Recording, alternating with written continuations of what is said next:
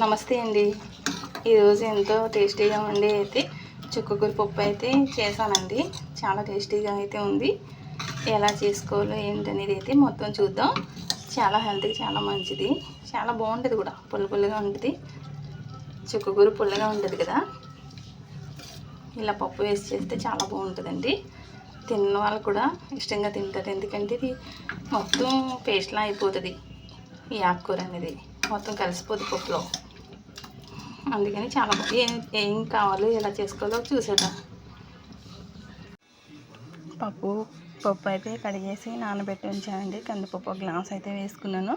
4 పచ్చిమిరపకాయలు అయితే వేసాను. ఇదైతే పాలకూర కాదు, చుక్కకూర అండి. ఇదైతే కట్ చేసి వాటర్లో వేసి ఉంచాను. ఇంకా మట్టి ఏమైనా ఉంటే నానిపోతే వచ్చేస్తుంది కదా అనేసి. ఇప్పుడు ఇది 2-3 సార్లు కడిగేసుకుని ఈ ఆకుకూర అనేది ఈ పప్పులో అయితే వేసుకుందాం. ఇదైతే కడిగేసానండి. ఇప్పుడైతే పప్పులో అయితే చుక్కకూర అనేది వేసేస్తున్నాను. చుక్కకూర అంతా కడిగేసి అయితే 4 సార్లు కడిగేసి అయితే కుక్కర్లో అయితే వేస్తానండి. పప్పు పచ్చిమిరపకాయలు కూడా వేసాం కదా, దీంట్లో కొంచెం పసుపు అయితే వేస్తాను. పసుపు వేసి ఇంకా మూత పెట్టేసుకుని మనం ఒక 2-3 విజిల్స్ వచ్చే వరకు అయితే ఉడికించుకోవాలండి ఈ పప్పు చుక్కకూర అనేది. అయితే ఇది అది అన్నీ వేసుకున్నాం కదండి, ఇప్పుడు పసుపు కూడా వేసాను. ఇప్పుడైతే మూత పెట్టేసి విజిల్ అయితే పెట్టేసుకుందామండి. గ్యాస్ అయితే ఆన్ చేసి కుక్కర్ అయితే పెట్టేసానండి. ఉడికిపోతుంది. విజిల్స్ వచ్చాకైతే ఆపేసుకుందాం. విజిల్ అయితే వచ్చేస్తుందండి. వాటర్ ఎక్కువ వేసుకుంటాను, మొత్తం పొంగిపోతుంది అండి.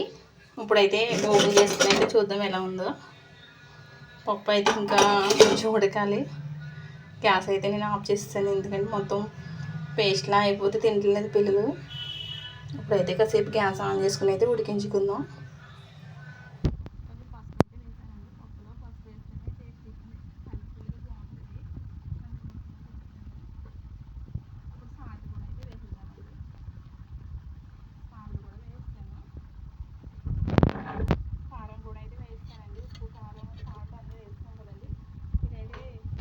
ఉడికించుకుందాం. అంటే కొంచెం ఇంకా పప్పు మెత్తగా కాలేదు, దానికోసం అయితే కొంచెం ఉడికిస్తున్నాను.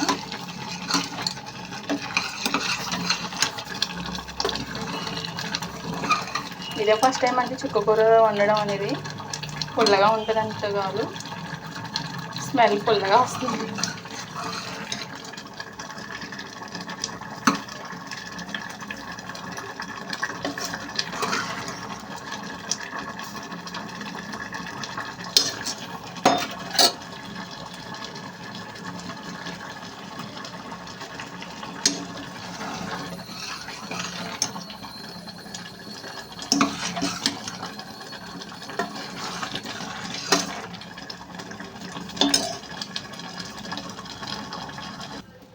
పప్పు అయితే ఉడికిపోయిందండి, రెడీ అయిపోయింది. ఇప్పుడైతే దించేసుకుని తాలింపు అయితే పెట్టేసుకుందాం.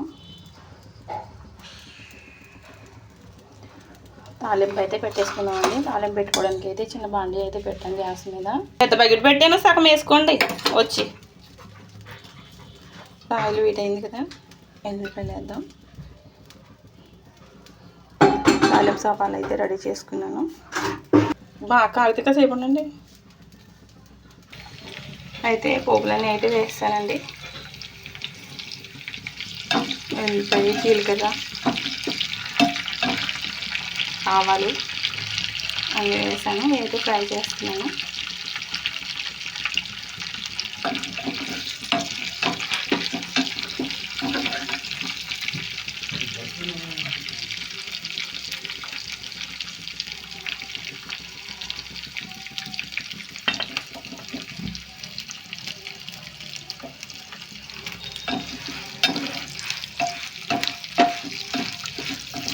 తాలింపు అయితే ఫ్రై అయిపోతుంది.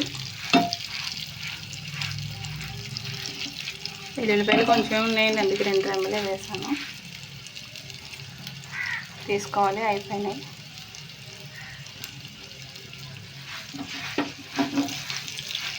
మిరపకాయలు చూసారు భలే ఎర్రగా ఉంది. ఇవన్నీ ఎగిపోయినాయి కదండి. ఇప్పుడైతే పప్పులో అయితే వేసేసుకుందాం. ఫోన్ పట్టుకుంటే అయితే వేయడానికి అవ్వట్లేదు. తాలింపు అయితే పప్పులు అయితే వేస్తానండి. ఇది మరి కొంచెం సమయం గ్యాస్ మీద అయితే పెట్టుకుని అయితే ఒకసారి కలిపేసుకుందాం.